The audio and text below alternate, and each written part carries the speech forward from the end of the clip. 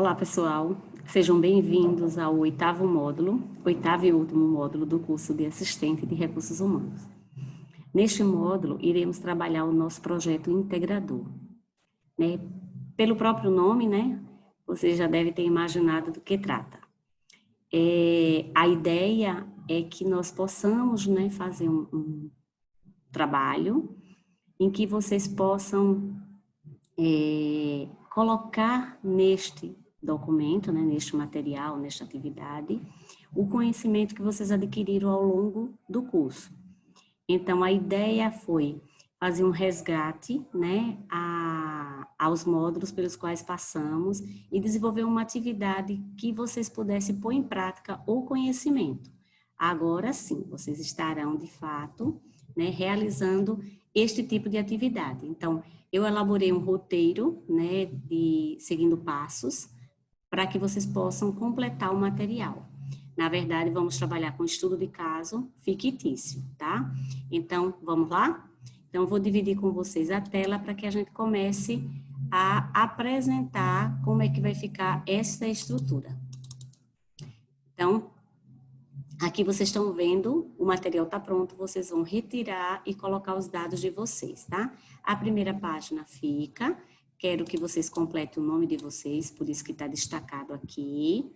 A segunda página fica, que são os dados referentes às secretarias e os profissionais envolvidos com tal documentação, até a gente chegar no projeto integrador, que é a nossa atividade. Tudo que tiver na cor azul são orientações. Ao fazê-lo, você retira, vai ficar aqui escrito apenas o que você resolveu inserir na sua atividade. Então, ele é composto por introdução, o desenvolvimento, que é o projeto em si, tá? As considerações finais e referências que vocês utilizarem. Então, vamos lá. Na introdução, você deve iniciar esse período fazendo um breve relato sobre o curso. O que é que o curso de Assistente de Recursos Humanos faz, na verdade, Vocês vão relatar que é um curso que o assistente está vinculado na área de recursos humanos, que podem trabalhar tanto com os subsistemas relacionados, de fato, aos recursos humanos, como a parte do departamento pessoal. E acho que 3 linhas eu acho que é suficiente para que vocês possam fazer esse primeiro enunciado.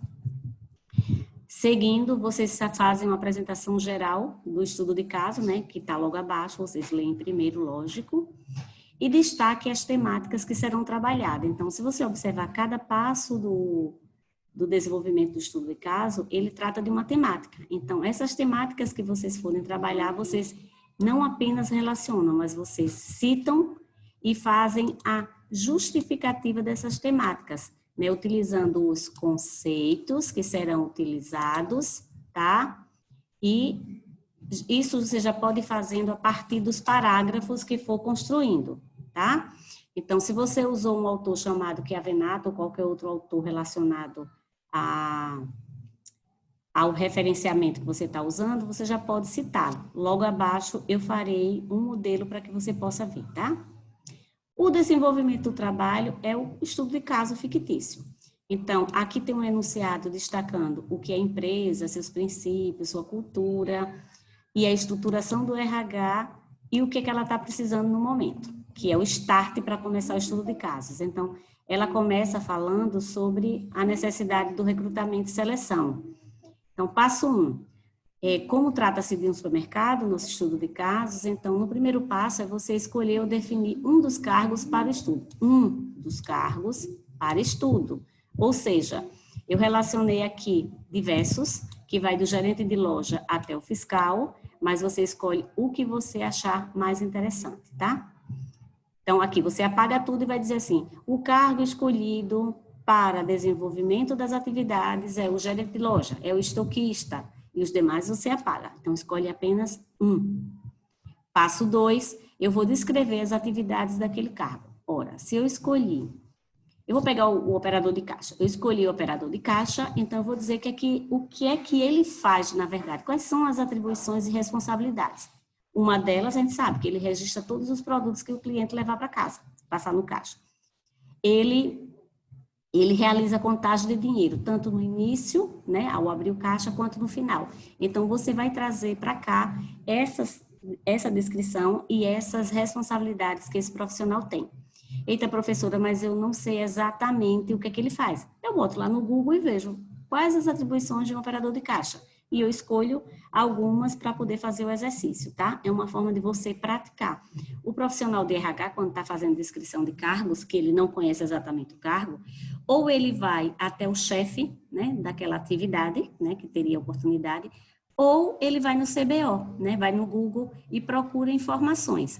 Mas estando numa empresa, geralmente a gente vai até aquele setor, fala com alguém responsável ou observa o exercício do profissional, tá? Para poder fazer a descrição correta, que é uma das técnicas, é a observação e a entrevista com o operador e com o chefe imediato. Nesse caso, por tratar de um estudo que a gente vai estar fazendo, mas não vai ter esse momento de coleta de informações, então vocês podem pesquisar no Google, certo? Então, vocês tratam as descrições, o que o cargo exige, né? Qual é a escolaridade? Para ser um caixa, eu preciso o quê? De ensino médio, resolve? Ensino fundamental já daria conta? Eu preciso de experiência profissional anterior, de quanto tempo? Tem alguma formação específica? Ele tem que ter um curso de caixa, tem que ter um curso de informática, tem um curso de relações interpessoais? Aí eu dei alguns exemplos e vocês fazem a escolha ou por esses ou por outros que vocês julgarem interessante. Passo 3, se eu já defini o que é descrição de cargo, né? O que é que o cargo faz e quais são as exigências dele, eu posso definir agora quais são aquelas requeridas pelo candidato. Ou seja, se o curso precisa ter um curso de informática, no perfil eu vou ter que também trazê-lo para cá, tá? Se o curso precisa que tenha experiência, eu também trago para cá. Aí, se o curso diz que ele vai lidar com clientes, opa, será que ele precisa ser atencioso? Ele vai lidar com dinheiro. Ele precisa de atenção, precisa de concentração, ele precisa ter boa memória, ele precisa ser comunicativo. Então, a partir dessa análise da descrição do cargo, eu defino quais são os requisitos exigidos para esse candidato, tá? Passo 4. Identificar o tipo de recrutamento que será adotado. Então, vocês é que vão definir. Eu vou trabalhar com recrutamento interno, vou buscar nos meus candidatos internos, ou eu vou para o externo. O que você escolher, você vai aqui dizer, o tipo de recrutamento a ser adotado será interno. E as estratégias usadas para esse recrutamento será impressos nos corredores, ou mensagem para os trabalhadores que a vaga está aberta. Você é quem define. Vai ser externo. Então, eu vou fazer um anúncio nas mídias sociais, eu vou consultar o banco de dados, eu vou pedir indicação de algum funcionário, de alguém que ele conheça na comunidade, que já vem com referência. Então, feito isso, concluiu o passo 4. Passo 5. Quais são as técnicas de seleção que eu vou usar? Se eu já defini o perfil desse cargo, o que é que eu quero avaliar, eu vou poder agora linkar com os tipos de avaliações. Então, se o sistema é informatizado, ele vai trabalhar com caixa, eu posso fazer um teste prático de informática? Pode. Então, aí aqui você elege qual é a bateria de testes que ele vai fazer. Ele pode fazer uma prova de conhecimento? Pode. Você pode querer saber como é que é a cultura daquela pessoa, o que é que ele estudou, o que é que ele viu, fazer uma provinha de matemática básica, você pode fazer uma provinha de português, tá? Você pode utilizar uma entrevista que pode ser com o chefe imediato, primeiro é com o RH, geralmente depois com o chefe imediato. Eu posso querer avaliação psicológica, aí eu olho lá em cima, eita, na equipe desse mercado tem psicólogo, então eu posso fazer? Posso, e não vai gerar custo para a empresa, né? Eu posso fazer uma técnica de simulação? Bom, pode. Pode ser uma vivência ou um estudo de caso daquela unidade que já tenha realmente acontecido. Aí você joga para que a pessoa tenha noção, tá? Eu posso fazer um teste prático de idioma? Bom, aí você tem que analisar se para aquele cargo é necessário ou não. O operador de caixa precisa falar inglês? Bom, se o supermercado for de bairro, de repente não. Mas se pensar uma grande rede que recebe turista em um local de grande fluxo, seria necessário? Sim. Então, o perfil do cargo vai dependendo da ideia que vocês vão tendo, tá? Passo 6, como ele já foi selecionado, você vai relacionar os documentos necessários que uma pessoa precisa entregar para ser admitida uma empresa. Então, aqui vocês vão dizer quais são. E simular um contra-cheque. Na última aula eu postei 3 cabeçalhos de contra-cheques. Por ali vocês tiram. Se vocês não conseguirem desenhar no quadro daquele tipo, vocês podem fazer apenas a descrição dos itens, que não pode faltar. Tipo nome da empresa, o CNPJ, o cargo que a pessoa ocupa, o mês de referência, o salário e os descontos que serão realizados naquele mês, de acordo com aquela política que a empresa adote. Passo 7º, como é que eu vou integrar esse novo funcionário?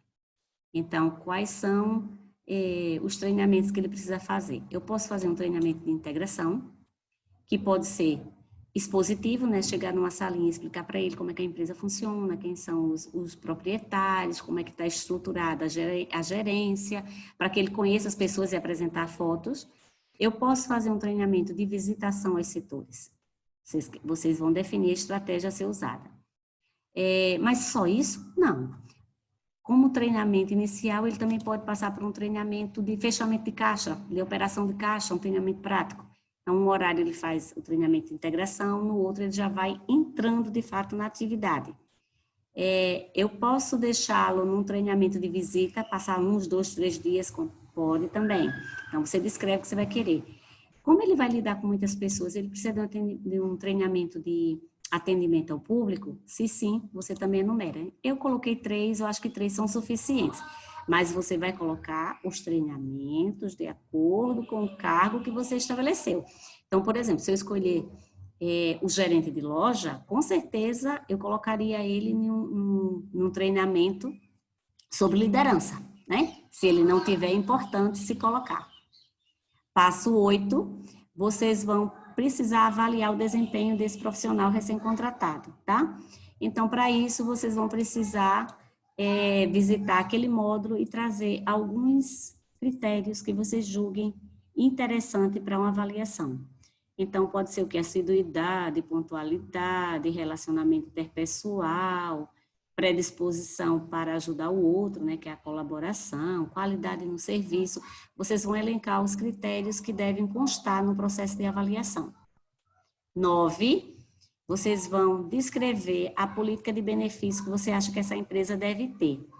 E vão colocar aqueles, logicamente, que vocês julgarem mais pertinentes. Não esqueçam de considerar os 3 tipos de benefícios que a gente estudou. Não é que você vai copiar e colar para cá. Você vai olhar os que tem dentro de cada um e trazer aqueles que vocês acham que tem relevância para o cargo e para a estrutura da empresa que eu disse lá. É uma empresa pequena. Então, quando a gente trata de benefício, a gente observa também a capacidade da empresa.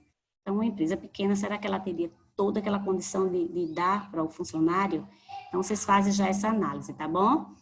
E, por fim, as considerações finais. O que é que você achou do estudo de caso? Como é que foi a realização para vocês? Teve dificuldades? Quais foram os alcances e limitações que vocês tiveram ao longo do curso, né? Fazer breves sugestões que vocês possam colocar aqui. Não esqueçam de destacar a importância para a sua formação técnica. Qual a importância dessa atividade para vocês? E aqui colocar as referências que você utilizou. Então, eu trouxe para cá as orientações gerais e os modelinhos de referência. Tá? Então, o trabalho deve ser dentro dessa especificação aqui, deverá ser entregue impreterivelmente até essa data, porque quando o curso encerra, não tem tempo de postagem posterior, tá? Eu trago a mesma referência quando você cita no meio do parágrafo e no final do parágrafo, para que vocês vejam a diferença. Principalmente, vocês vão precisar lá na introdução, porque na hora que vocês forem justificar os conteúdos, vocês vão precisar justificar o conteúdo usando os conceitos de alguns autores. Então, na hora que você pesquisou na internet e trouxe um conceito, você vai ter que botar o autor, o nome do autor e o ano, ok? Então, feito isso, teremos concluído o nosso projeto integrador. Lá tem um item chamado atividade. Do mesmo jeitinho, você vai clicar, ele vai abrir uma caixa de diálogo que permite você anexar o seu arquivo. Então, clica lá e anexa. Por gentileza, entregar até o dia 30. Então, As dúvidas nós vamos conversando ao longo da semana.